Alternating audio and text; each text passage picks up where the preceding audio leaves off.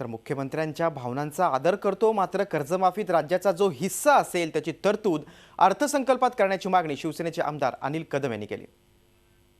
माननीय मुख्यमंत्र्यांनी 30,500 कोटी रुपयाचा आतापर्यंत वेगवेगळ्या रूपामध्ये महाराष्ट्रातल्या सरकारला मदत केली जरी असली, परंतु आज वस्तुस्थिती महाराष्ट्रातल्या शेतकऱ्यांची अत्यंत बिकट आहे।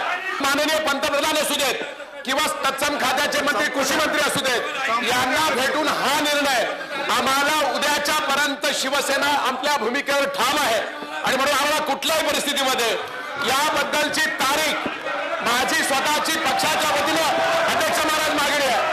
1-2 दिवसामध्ये या संदर्भातली तारीख उद्याच ती मिळून खऱ्या अर्थाने अर्थसंकल्पाच्या अगोदर याबाबत राज्याचा जो काही हिस्सा असेल, राज्याचा मदतीचा जो काही वाटा असेल, त्याचा सहभाग या अर्थसंकल्पामध्ये समाविष्ट होणं ही शिवसेनेची अपेक्षा आहे, ही माननीय पक्षप्रमुखांची अपेक्षा आहे। दरम्यान विधानसभेचं कामकाज दिवसभरासाठी तहकूब करण्यात आलंय। विधिमंडळात कर्जमाफीवरून गदारोळ सुरूच होता आणि याच विधिमंडळातल्या घडामोडींसंदर्भात आपण अधिक चर्चा करू। आमचे प्रतिनिधी दीपक भातुसे आपल्यासोबत आहेत। दीपक, दोन गोष्टी आहेत, एक म्हणजे कर्जमाफीवरून विरोधक आक्रमक दिसले, शिवसेना देखील आक्रमक दिसले, मात्र मुख्यमंत्र्यांनी विधानसभेतल्या भाषणामध्ये एक गंभीर आरोप केला विरोधकांवर की त्यांचे बँकेतले घोटाळे लपवण्यासाठी, दडवण्यासाठी त्यांना कर्जमाफी हवी आहे। काय सांगाल? गिरीश, भाजपने आणि मुख्यमंत्र्यांनी यापूर्वी सुद्धा हा आरोप केला होता, कारण यापूर्वीची जी कर्जमाफी झाली होती ती कर्जमाफी सुद्धा सहकारी बँकांना तारण्यासाठी झाली होती, असा आरोप यापूर्वी मुख्यमंत्र्यांनी केला होता।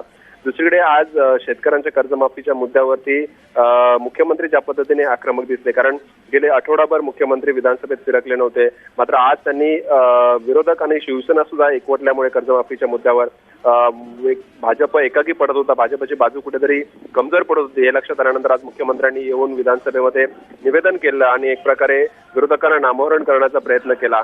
दुसरीकडे शिवसेनेची मात्र त्यांनी बाजू लावून धरण्याचा प्रयत्न केला, कारण कर्जमाफीची मागणी करण्याचा अधिकार फक्त भाजप आणि शिवसेनेला आहे, असा त्यांनी दावा करत विरोधकांवर आरोप केला की त्यांना कर्जमाफीची मागणी करण्याचा अधिकार नाही, कारण 15 वर्षात त्यांनी शेतकऱ्यांसाठी काही केलेलं नाहीये। गिरीश, मुख्यमंत्र्यांच्या निवेदनानंतर सुद्धा विरोधक कर्जमाफीच्या मुद्द्यावर ठाम आहेत, त्यांनी घोषणाबाजी सुरूच ठेवली होती। त्याचबरोबर शिवसेना सुद्धा या मागणीवर ठाम आहे। शिवसेनेने तर त्याच्या पुढे जाऊन मागणी केली की शनिवारी जो अर्थसंकल्प राज्याचा सादर होणार आहे त्या अर्थसंकल्पात राज्याच्या हिस्साचा कर्जमाफीचा जो निधी असेल त्याची तरतूद करावी, कारण मुख्यमंत्र्यांनी म्हटलं की आम्ही केंद्रात जाऊन केंद्राकडनं कर्जमाफीचा निर्णय व्हावा, याच्यासाठी शिष्टमंडळ घेऊन जाऊ। मग केंद्र सरकार जर कर्जमाफी देणार असेल तर राज्याला त्याचा काही हिस्सा द्यावा लागेल, त्या हिस्साची तरतूद जी आहे ती राज्याच्या अर्थसंकल्पात करावी अशी पुढे जाऊन मागणी शिवसेनेने केली आणि एक प्रकारे भाजपला आणखीन अडचणीत आणण्याचा प्रयत्न शिवसेनेने केलेला असं म्हणावं लागेल। आणि हा सगळा गोंधळ असा सुरूच राहिला तर निश्चितच मुख्यमंत्र्यांची आणि भाजपची मोठी कोंडी होणार आहे, कारण अर्थसंकल्प कसा सादर करायचा हा प्रश्न आता आणि हे आव्हान मुख्यमंत्र्यांसमोर आणि भाजपसमोर असेल। कदाचित अर्थसंकल्प गोंधळातच अशा पद्धतीने साजरा होईल, कारण 3 पक्ष काँग्रेस, राष्ट्रवादी काँग्रेस आणि शिवसेना हे कर्जमाफीच्या मुद्द्यावर ठाम आहेत आणि जोपर्यंत कर्जमाफी होणार नाही तोपर्यंत अधिवेशनाचं कामकाज चालू देणार नाही अशी भूमिका आहे तिन्ही पक्षांनी घेतलेली आहे।